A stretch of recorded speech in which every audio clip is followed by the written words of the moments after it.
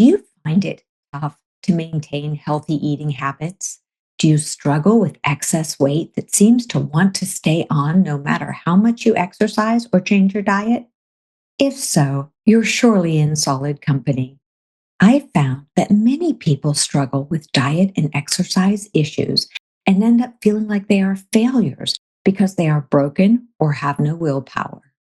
This destructive cycle often fosters or exacerbates mental health issues such as depression and anxiety. But what if it's not a personal failure? What if science backed tips and stepwise change could make every difference in your overall wellness?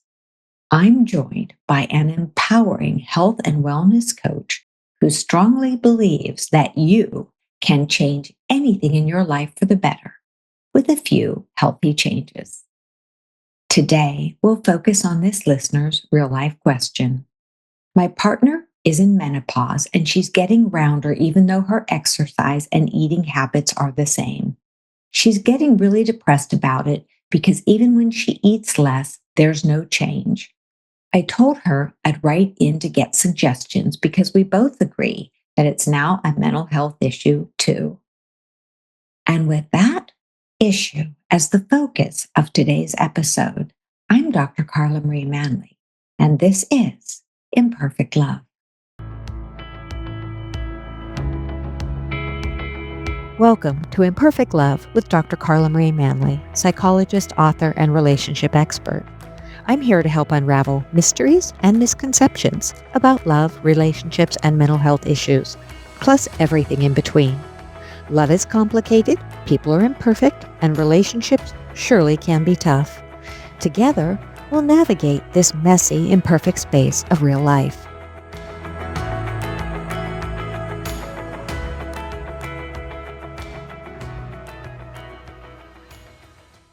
Please note, as this episode may contain sensitive information, listener discretion is advised. If you need support, please see the special links in the show notes. Today, I am joined by a tremendous special guest, Jenn Trepeck, a renowned health coach who has powerful insights on many issues, including the 5 fat factors. Jenn will guide us into understanding the science and the myths around healthy eating habits and the bullseye of change. Welcome to the podcast, Jenn. It's such a delight to have you with us today. Thank you for having me. I'm excited to be here. Well, thank you. Thank you for joining us. Before we launch into the issue of today, could you tell our listeners a little bit about what makes you, you? Yes. So it's interesting. I think fundamentally, I am an insatiable student. So I can't get enough. I just keep learning and growing. And so I think there's a piece of that where, I believe we are all always evolving and growing. I think another piece of what makes me is integrity. So whether that's a piece of, recommendations that we make or being really particular about word choices or, there's always, a level of, impeccable integrity. And I think the other piece is, I'm really on a mission to help people help themselves. So a lot of times, my clients will say, "Oh, thank you so much." And I'm like, "You did it," And so I know what they're saying and what they mean, but it's really, it's about empowering everybody to reclaim their own health and to be that person for themselves more than it is, the coach in the relationship. Absolutely. Well, thank you. Thank you. That's beautiful. And now tell me a little bit about salad with a side of fries. Yes. Please. Yes. So Salad with a Side of Fries is my podcast and my practice. We have become known as wellness without the weirdness. So, it's certainly understanding health and understanding that part of health is also enjoying the things that we love, having the fries with the salad, and really figuring out what health and, balance looks like for you in your life, because it's not about, as a recovering perfectionist, right? It's not about perfectionism or only ever eating foods that are green, So, And I find it such a compelling tagline or title, salad with a side of fries, because I'm a vegetarian and I try and eat really healthy. And what I've discovered over time is that it truly is, and a recovering perfectionist, always a work in progress. But yes. I believe in that it's okay to have French fries sometimes. It's okay to have a frozen yogurt every once in a while, maybe not every night, but that's the idea. Right. Is if we're too tight on ourselves, too hard on ourselves, it's a lot easier to go off the rails and go, oh, I'm going to binge, because you've Right. withheld from yourself far, far too much. So I Exactly. like salad with a side of fries. That's giving Thank yourself you. permission to be human. Exactly. Yes. So when we talk about, you have so many powerful concepts that I'd really like to look at today. And one is the idea of the five fat factors. Please do Uh, tell.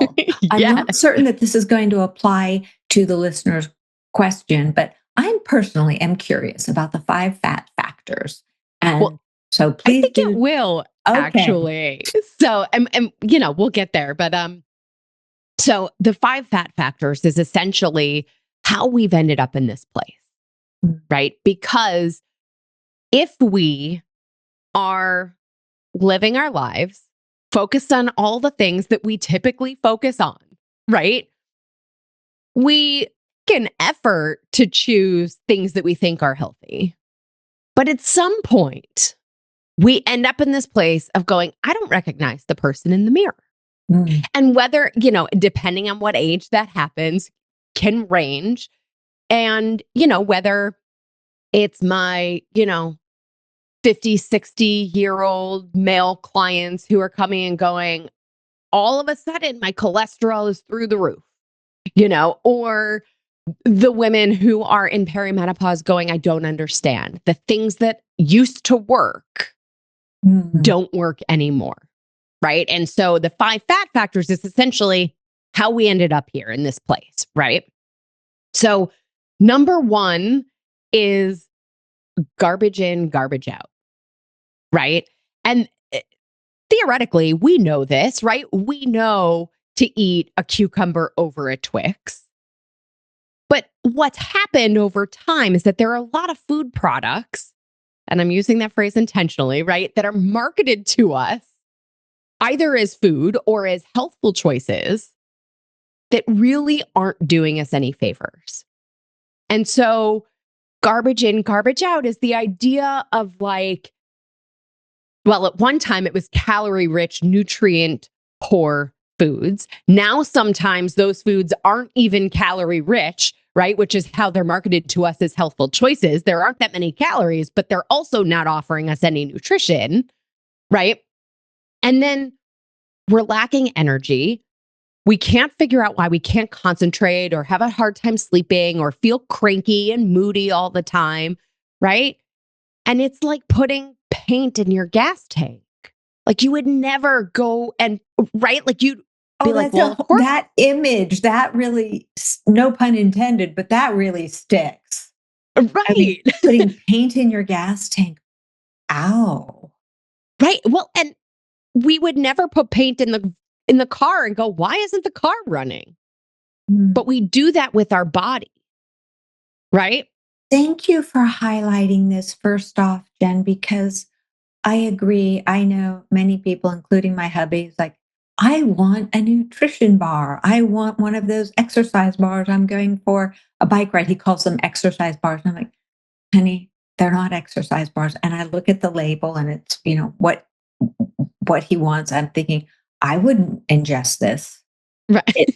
Yeah. no, it's a bunch of sugar and gunk and things that most of us can't pronounce because they're so, hey, if it's unfamiliar, it doesn't sound like a word, it just might not be food. Right. Exactly. Exactly. So that's number one. Number two is a lot of the things that we have done, whether we are cutting out whole food groups or following whatever diet out there or, dramatically cutting calories, right? All of these plans that make the number on the scale go down for a finite period of time. Mm-hmm. Then we get frustrated, right? Because the scale stops moving. We get frustrated. We go back to old eating habits. And what happens is that over time, we're losing the weight as water, muscle, and bone. I'll explain why in a second. And we're gaining it back as fat. And so over time, each time we have lost weight and gained weight and lived on that roller coaster, and I was there with you, so I know, right? I say this with tons of compassion, but over time, even if we end up at the same number on the scale that we were before, we can be by body composition fatter at that same number. Uh-oh. Right. So what happens when we dramatically cut calories, cut out whole food groups, whatever it is, right? Whatever we're doing to quote unquote lose weight, the body, the number on the scale goes down. But what the body is releasing is water, muscle, and bone, right? Why is that? Water, we understand. Bone is a function of malnutrition because when we aren't getting what we need from our food, our body will pull it from our bones. And then we lose it as muscle because of the malnutrition. So think about if you're eating animal protein, what part of the animal do we eat? The muscle. The muscle, yeah. And what ends up happening is when we're not getting enough food, right? When we have that eat less, move more mentality. In order for the body to perform on the movement side, when it's getting less in, it says, I need to be more efficient. Conserve right? Conserve resources, yes. And muscle is metabolically active tissue. Muscle requires a lot of fuel and energy to maintain. So if I'm going to be more efficient as a body, I need less muscle. And the body starts to use its own muscle as its fuel, and we decrease our muscle mass. Okay, well, then the scale stops moving because the body starts to go, you will not kill me, right? The body's job is to survive. It is always going to do everything it can to survive. So the scale stops going down because now the body is trying to protect itself. We get frustrated. We want the scale to keep moving down. So we go back to old eating habits. But remember, that muscle was our metabolically active tissue. So now we have less muscle on our body to be burning the extra fuel that we're now taking in. And we gain that weight back as fat when the number's crawling back up on the scale. So we lose it as water, muscle, and bone, gain it back as fat. Lose it as water, muscle, and bone, gain it back as fat. Every time we go through that cycle. And it's astounding. And I recall years ago somebody saying, and remember that the heart is also a muscle. Yes. And so when we think about through this process, that your heart is not immune at all to this cycle of being eaten away at, so to speak. So right. Heart health certainly suffers in this process. Okay, so those are 2 points. That's 2. Yeah. Both, all right. Okay. Both, right. not good news. Let's go to third. Right. Okay. So the third fat factor is not news to anybody. It's sedentary lifestyle. Right. And we've all heard it now, sitting is the new smoking, because it's the thing we're doing that we don't realize is slowly killing us. Right. But here's the thing, because what do we do to combat that? Right? Most people these days go to the gym or they go to a workout class. Well, I got news for you. And again, this comes out of all the love in the world because I did it too, right? But just as inhuman as it is to sit all day, it is inhuman to sit all day and go berserk for an hour. So the objective, right, in combating this third fat factor is understanding movement and activity as opposed to working out, although everything has a role, right? But really thinking about how we can get more active throughout the day and in our lives all the time, rather than just saying, it's all right, I can sit here, I did an hour, right? And I just want to lean into that. I sit a lot I walk We all do. every morning for 5 miles and love that. But then I'm at my desk for most of the day with clients most of the day. And what I have found is that it's a bit addictive to get up a lot. Because if I get up in between every client, even if for 5 minutes, even if that's all I have, there's a part of me, I think the older part, the part that, goes back thousands of years, it says, this feels good. Let's keep going. Yes. Let's go for another walk. It's like, oh no, I have to go back. So I really believe that once we get into that habit, nature takes over and wants us to continue. Once we get into that flow, it's actually not hard to get up. It's actually harder to go and sit back down. Have you heard that before? For sure, right? Yeah. And it goes back, what is it? An object in motion stays in motion, right? An object at rest stays at rest, right? There's momentum in whatever our pattern is. Inertia, yes. Yeah. But I think there's a piece of understanding too. It's like the modern culture, what we now call wellness, that is really just diet culture in a new outfit, right? It's your walk doesn't count unless. The workout doesn't count unless it's not long enough, unless it's not intense enough, unless you're sweaty enough, unless you felt like you were going to die at some point during the workout, unless, right? Unless you're wearing a weighted vest, right? All those things.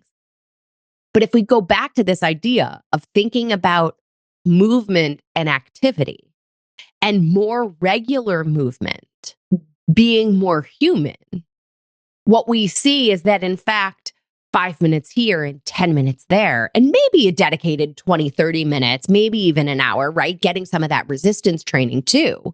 But those small bits of more frequent movement is actually much more human and deserves to not be discounted despite what our brains and everybody around us, tends to tell us and makes us want to think. Absolutely. And if we go back and think about our ancestors, they were likely moving a bit, sitting, weaving baskets, moving a bit, collecting berries, sitting and chatting, taking care of babies, nursing babies, whatever they were doing, sitting and chatting, and that very natural flow. So the more that people can get into doing that natural flow, the better. Yes. Okay. 1,000%. So that's number 3. All right. Number 4 is sleep.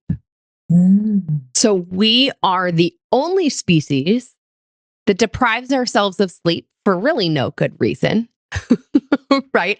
I call sleep the ultimate biohack. Really, fundamentally, everything we're doing in our daily lives for our physical health, for our mental health, for our emotional health, for every piece of our lives, if we are not sleeping well, all of those efforts are like 1 step forward, 2 steps back. Sleep is memory. Sleep is recovery. Sleep is detoxification. Sleep is all of the things that make our body function well. And so it's sort of the beef I have with a lot of the personal development space is when they say, sleep when you're dead, find more time in the day, right? And I got news for you. The body needs sleep. Mm. So we are becoming more and more sleep deprived. Even if we're sleeping hours, it's potentially not the quality sleep that our body really needs, or we're sleeping at a time, right? We're going to bed later. And so we're not sleeping at a time that's actually conducive to truly deep restorative sleep. So we end up in this pattern of we're trying to do a million things and overlooking this one massive piece. I call it like stepping over $100 bills to pick up pennies, right? The sleep is that $100 bill. Your cold plunge is the penny. I agree with you. And I'm a, 7.5, 8 hour person, and I feel it immediately if I don't get my sleep.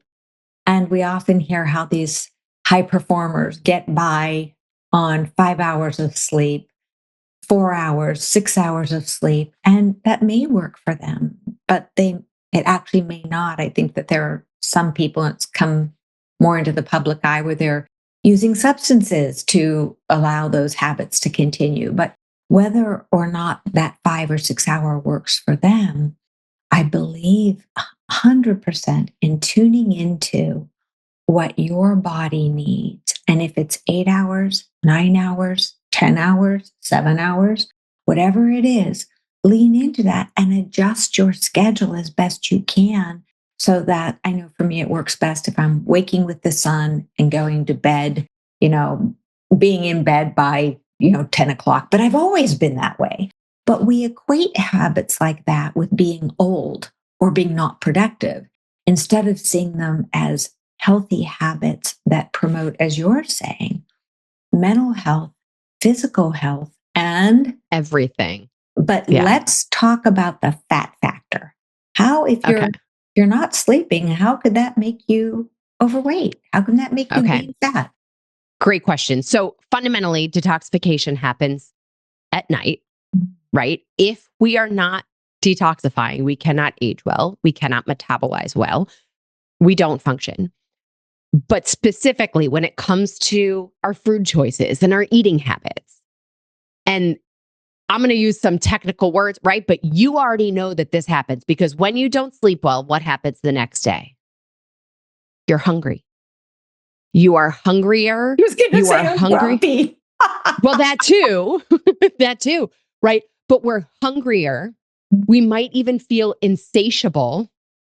And what are we hungrier for? We are hungrier for those higher glycemic, sugary foods that give us fast fuel, right? When we don't sleep well, we are less sensitive to a hormone called leptin. Leptin is a hormone that tells us when we're satisfied. If we are less sensitive to leptin, right? If we're not responding to the presence of leptin, we are hungrier. We are hungry more often. I didn't know And this. Wow. right. And when we are tired and we are looking for energy, the body craves fast fuel. Well, what is fast fuel, right? Anything that's going to turn into energy for the brain and the body very quickly.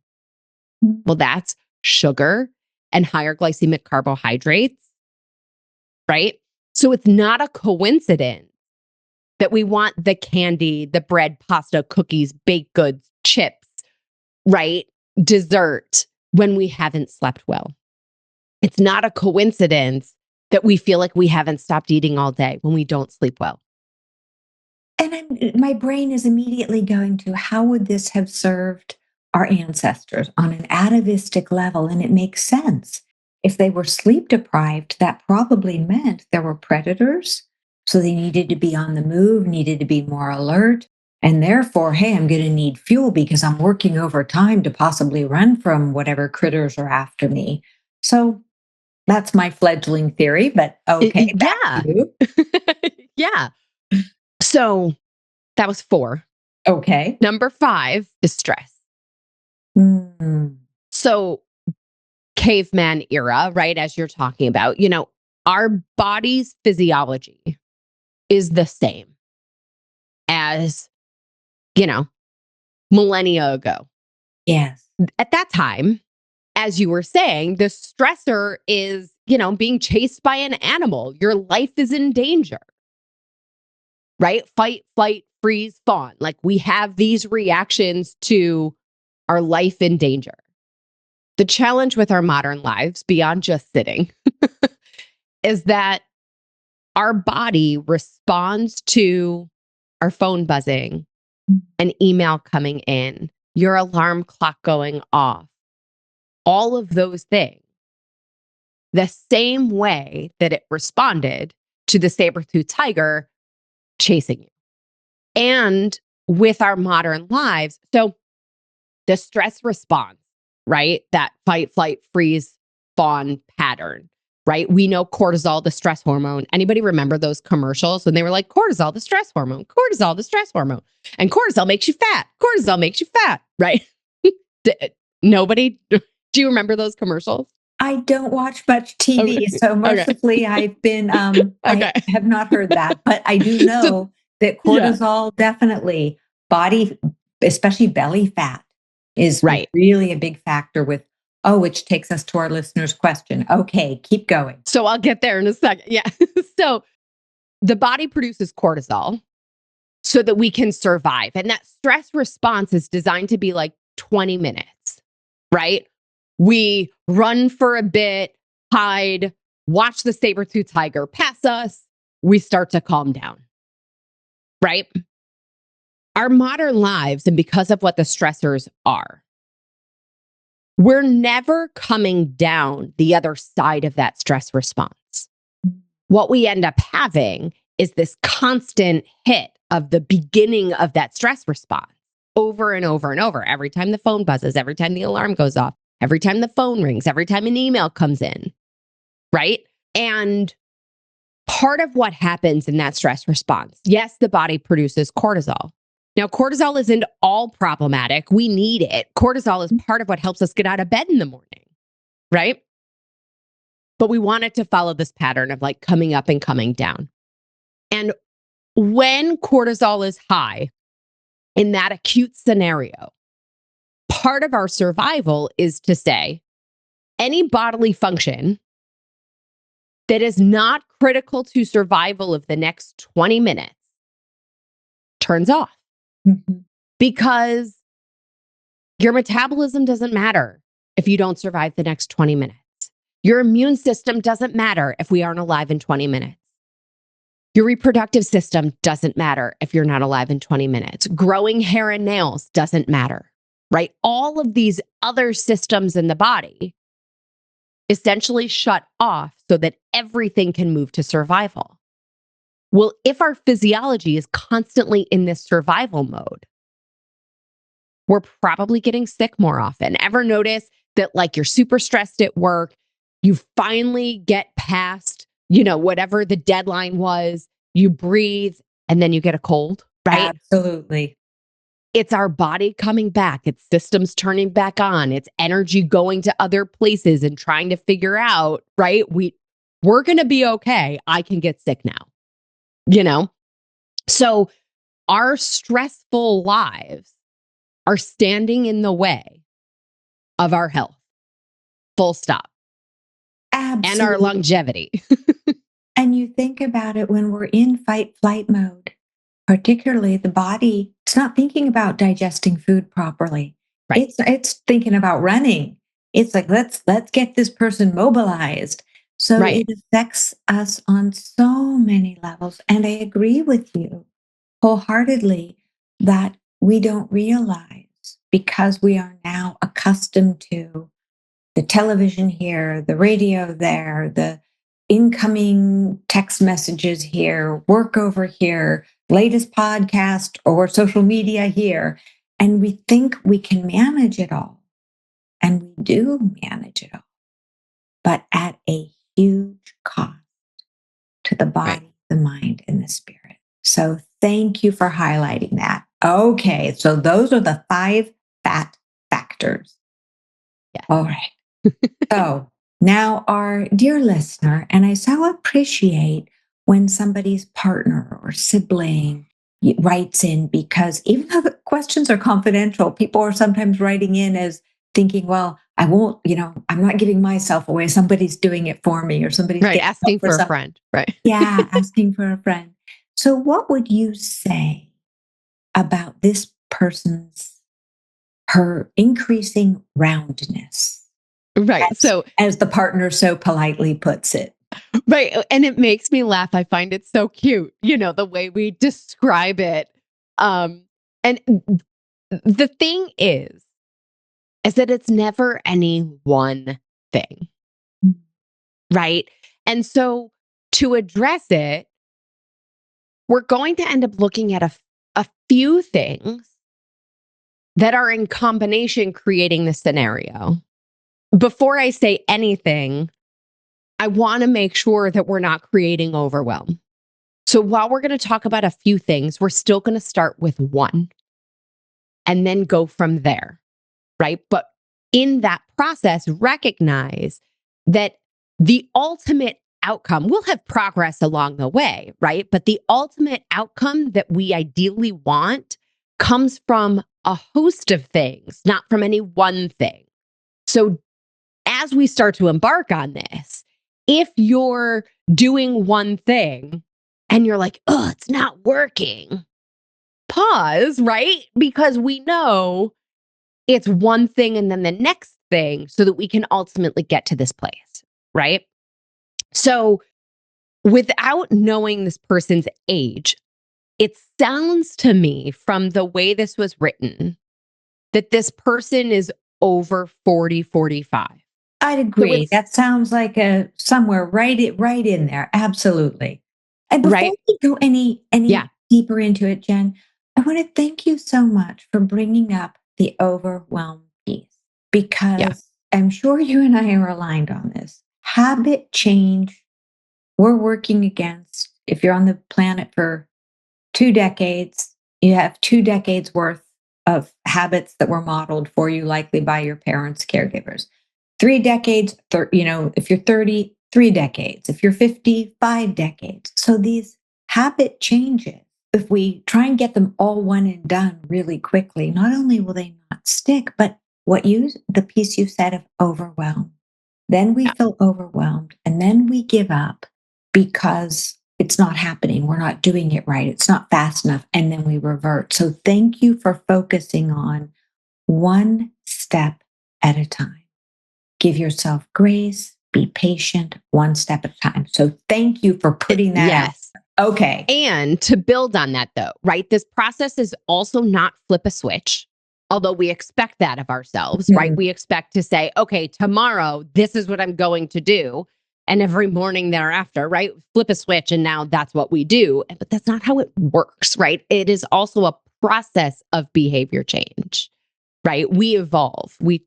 So even in any one of these things, it's a process to getting there, right? So the piece, though, on the age front, when we're in the time of life where our sex hormones are changing. So, okay, maybe taking a step back.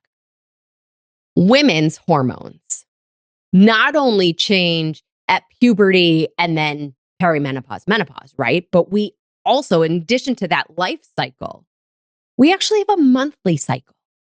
Our bodies are working through an almost monthly cycle, which means that your hormones are physiologically different every single day than they were the day before. Thank you for highlighting that. Yeah. So, what that means is it's not in your head, right? You are physiologically different today than you were yesterday. So, to your point on the grace, right? And understanding, it's also part of why all of this stuff is more challenging for women than it is for men, because there's layers of complexity in these incredible miracle machines of bodies that we have, right? One of the things that happens in that, post 40 perimenopause phase is a shift in those hormones, our sex hormones, right? And when our estrogen levels change, I describe it as sort of like losing our wiggle room, right? So the increased estrogen that we have is sort of that cushion. That's the flexibility for enjoying a lot of the more indulgent choices earlier in life, right? When we lose that estrogen, when that estrogen decreases, we lose that wiggle room. And so things start to impact the body differently. And it can shift where we are carrying weight on our body. And a lot of times, especially later in life, when we're not producing estrogen, fat cells are used for estrogen. And so we end up with more fat cells because they can provide some estrogen. So there's all of this piece, right? A lot of complexity here to understanding why it's now in the belly, why we're feeling round, why maybe it's in the back or the upper back and places where it didn't used to look like that, right? And why a lot of the things that we've tried to do before aren't working for us anymore. There was something else in the email about eating less. Yes, there was, where she had started to eat less and that didn't change it either. Right. Well, we talked about this in the fat factors, right? Eating less puts our body into a starvation response because the body's job, as we said, is to survive at all costs, right? So if the body's job is to survive and we're eating less, right? It doesn't realize that there's a refrigerator full of food that we're choosing not to eat. The body says, you're not going to kill me. And so anything it gets, it's holding on to for survival, right? Well, how do we hold on to fuel to use later? Fat. Yeah. Fat is fuel stored to be used later. The ultimate irony is that our body prefers, right, different kinds of fuel than that because maintaining fat is very efficient, right? It doesn't take energy to maintain fat. So we end up in this place where eating less creates holding on to fat. Thank you for highlighting this and also highlighting the estrogen piece because I know it was my second book, Aging Joyfully, where I was surprised when I was doing the research for it that women start losing estrogen in their late 20s. And it just snowballs and snowballs and snowballs. And I think that is why so many people are, whether they're, fresh out of college or they're like, oh, wait, my metabolism's changing. My skin is starting to shift already. And you might not notice it as much. And then it sort of just continues to decline and decline more quickly. And so those are the external signs of what's happening throughout the body. Could you talk a little bit more about that? We might be a bit off. I'm looking at the time. I want to make sure. Oh, well, I'll have to have you back to talk about that. We will. But just a snippet so that we can give our listeners some tips. Although you've given us plenty of tips along the way. But so first of all, when it comes to estrogen, right, and what's happening there, I think there's a lot of misinformation about phytoestrogens and estrogenic compounds and things like that. So one of the things is to recognize is that while the human genome is 99.9% the same, right, there are dramatic differences in that 0.1%. And so sometimes it's about how we metabolize estrogen. Sometimes it's about how we hold on to estrogen or, eliminate estrogen. And so for some people, having more phytoestrogens can be really helpful in that process, right? So it is a bit of starting to understand our own bodies and working with our own bodies and experimenting or testing and working with some health professionals But I also wanted to go back to something you said about how early we can lose our estrogen. Mhm. And admittedly, this is my own theory. This is not, I've seen zero research on this other than, what I see in my clients and people I know and myself. And, but I have a theory that our generations, and starting really with millennials, a little bit of like the younger side of Gen X, but millennials, and a little bit with Gen Z, the role that birth control played in our lives and how long many of us were on birth control and how easily it was prescribed for all of us is contributing to people experiencing menopausal symptoms earlier and earlier, Yeah. or perimenopausal symptoms earlier than earlier. And I don't know that for a fact, but I'm seeing it happen. And, in my, never ending, insatiable learning, like trying to put some logic and understanding to it, I have to think there's a connection there. And that makes sense. And I recall it was about 5 years ago, I stumbled across this huge study showing the connection, and it wasn't widely publicized in the US, the huge connection between depression Oh, and yeah. birth control pills. We are not listeners. We are not telling you to get off birth control pills. We are not dispensing medical advice. We are not dispensing psychological advice. We are just talking about research or possible research. So I'll have some Exactly. links in the show notes, but Yes, we are not here to diagnose, treat, cure, or prevent any disease ever. no, no, no, no. So Right. thank you for that. Yes. All right. So our Yeah. listeners, just give a short description for listeners who might not know what a phytoestrogen is. So they're plant-based plant-based compounds that have estrogenic activity in the body. So it's a lot of what we think of with soy, right? And why soy, I think, for a long time got such a bad rap. But again, thinking about the quality of the soy product that you're having. Like, I can't remember if Dong Quai has phytoestrogens, but there's, ingredients that you may find in some supplementation or naturopathic or Chinese medicine approaches to perimenopausal symptoms that have some of these ingredients.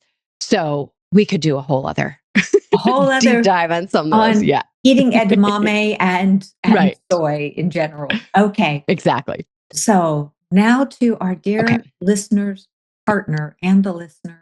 Well, yes, both of you. First of all, I love that you're in this together, And helps. so, right. And I appreciate the question, right? So we've addressed sort of what we've tried as the approach of eating less and what we're observing as increasing roundness, right? Is that, I got it right. That's it. It was roundness. All right. Right. So what do we want to do? Right? All the note takers, grab a pen.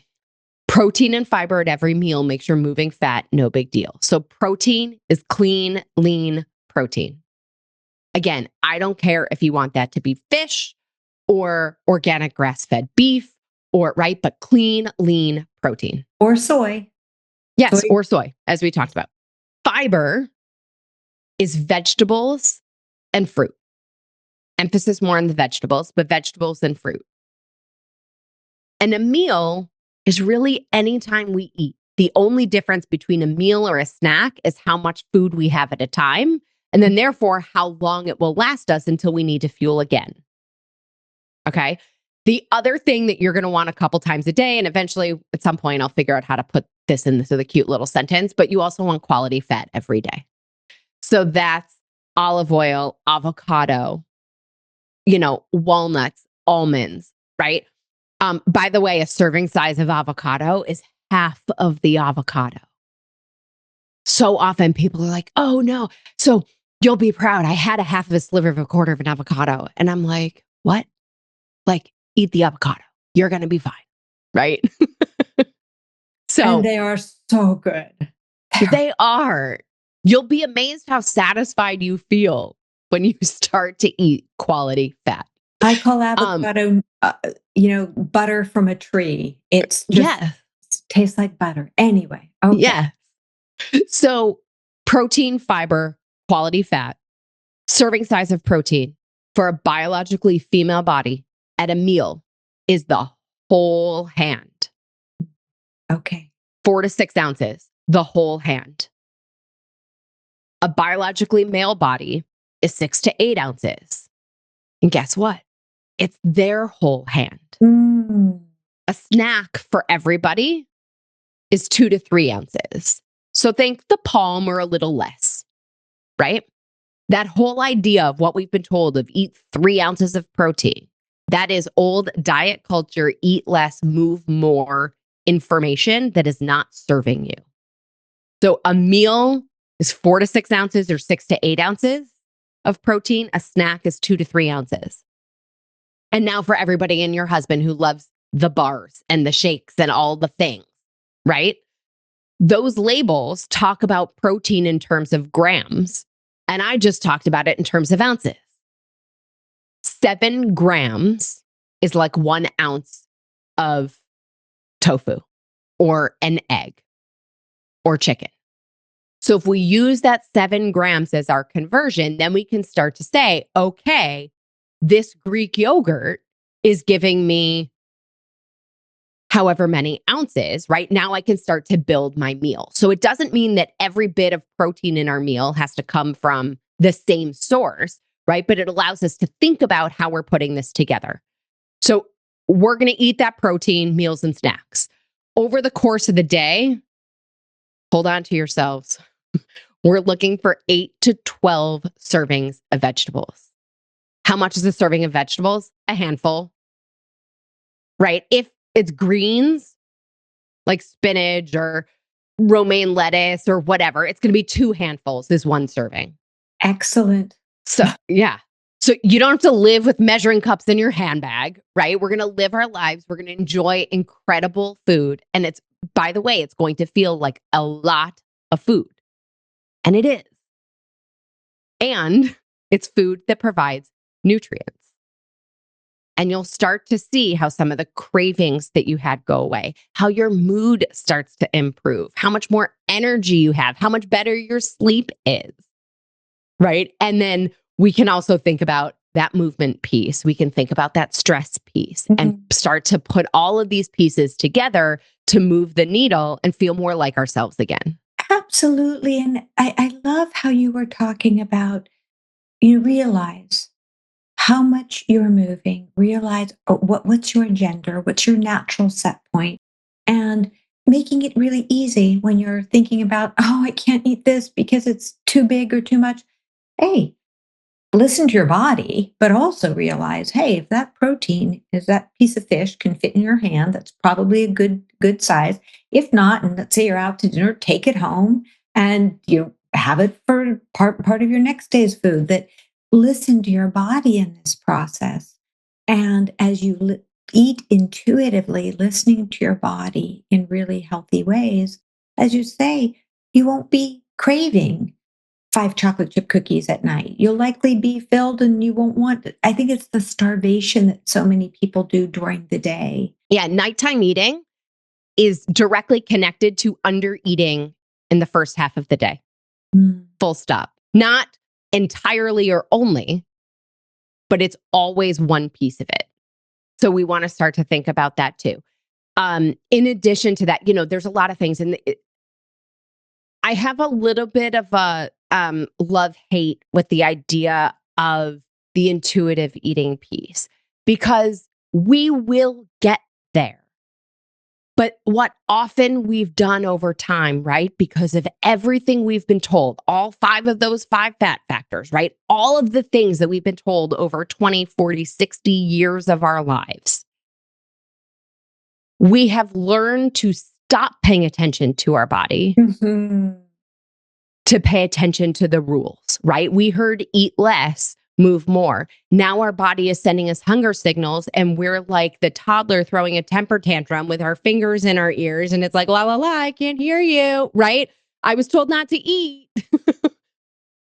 We will not flip a switch from that to actually understanding how our body feels, to understanding what our body is communicating with us. It's it takes time for us to relearn how to pay attention to our bodies because we've taught ourselves out of it. So eventually we can get to this point, but there is a middle ground and there is a process of getting there from where we are now. Jenn, thank you for highlighting that because I take it for granted because I'm pretty good at it, intuitive eating now. But there Right. was a time in my life, I'm thinking back to college, where nope, intuitive eating I had to learn that. So, yes, and you're right, it wasn't overnight. It's not an overnight. Sometimes it's decades before the new habits truly become ingrained so that you can listen to what your body truly wants and needs. Oh, my goodness. We could keep it going. Jenn, any final tips for our listeners? There's so much to this. And like I said, with the overwhelm and the whole thing, like find the resources, find the tools. If what you heard today resonates with you, keep digging deeper. I have so many options out there, but find the piece that works for you and just take a step and then take the next step and you'll start to figure it out. Absolutely. And this listener has, a partner supporting. If you don't have a partner, link arms with a best friend, with a support group, with a habit change group, with your neighbor, sibling, right? Anyone else who wants to change some sort of habits. It tends to work better when we have at least one person supporting us. For a variety of reasons, yes. And if you have somebody who's not supporting you, that can really work against your progress. So be aware of that too. Jenn, where can our listeners find you and your amazing work? You're so intelligent and well-versed in what you're talking about. I'm truly grateful that you've shared so much with us today. So thank you again. Well, thank you. Yes, I appreciate being here. So wherever you listen to podcasts, find Salad with a Side of Fries. My website is asaladwithasideoffries.com. So go to the website. On there, there's two resources I want to tell you about. One is a free download called It's Not What to Eat, It's How to Eat. So, because like we said, we know to eat a cucumber over a Twix. The question is, number one, how do we make the cucumber an appealing choice? And two, how do we eat the Twix and have it not impact us the same way it does right now? So that is a free download for you there. And then on the contact form, you can book a 15-minute, what we call a curiosity call. So let's chat about you. I love talking to you and hearing from you. So please reach out. And all social media, I am at Jenn Trepeck, JENNTREPECK. Perfect. And listeners, if you're driving or don't have a pen handy, do not worry. This will all be in the show notes. You'll be able to find Jenn's information, her links. Click of a button, you'll be in touch with her. So thanks again, Jenn. I'm so grateful. I really appreciate you and the wellness that you're spreading with such wisdom. Thank you so much. I appreciate you. I appreciate you. And listeners, I appreciate you and the time and energy you put into evolving one step at a time. And this is Imperfect Love.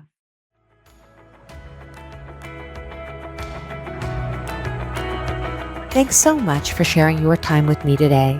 Remember, you have the power to transform your life and love fearlessly, if imperfectly, and it's my privilege to help you along the way. You can find more life-changing content, including my books and other podcast episodes, at drcarlamanly.com. Feel free to submit your own confidential questions through my website. I'll do my very best to include your issue on a future episode. If you found this podcast helpful, please subscribe and leave a review. Until we connect again, this is Dr. Carla Manly wishing you oceans of blessings and love. Please note, this podcast is psychoeducational in nature and is not intended to replace formal mental health support. Please contact your healthcare provider or emergency hotline if you need psychiatric care. And, as always, please take good care of your amazing, wonderful self.